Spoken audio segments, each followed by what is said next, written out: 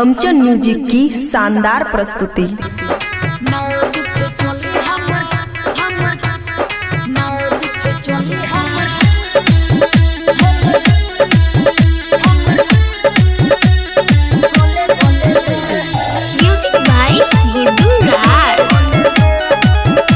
खुशी recording studio बलुआहा।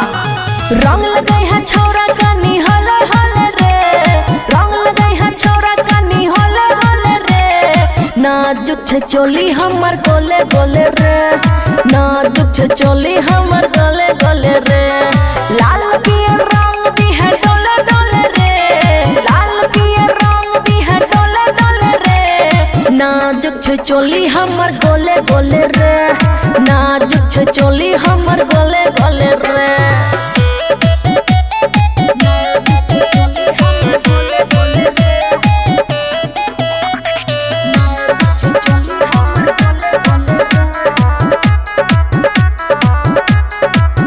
अरे नाक के नथुनिया झड़ गेल रे, कर दलियो फिर मन बढ़ गेल रे।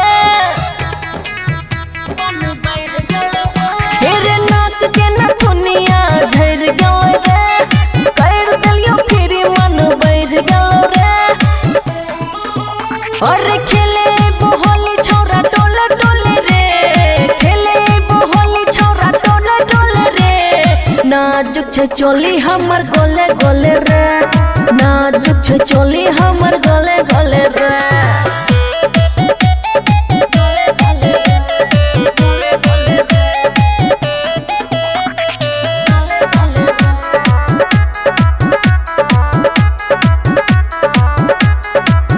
हेरे ना सजवानी के उतर गेलो रे, तोरा पिचकारी के रंग झड़ गेलो रे। हेरे ना सजवानी के उतर गेलो रे, तोरा पिचकारी के रंग झड़ गेलो रे। हेरे कत्ती रंग लगे भी छौरा भाग भेल रे, राइटर रंग प्रकाश रंग सोले सोले रे। नाजुक छे चोली हमर होले होले रे, नाजुक छे चोली हमर होले होले रे। खुशी रिकॉर्डिंग स्टूडियो बलुआहा।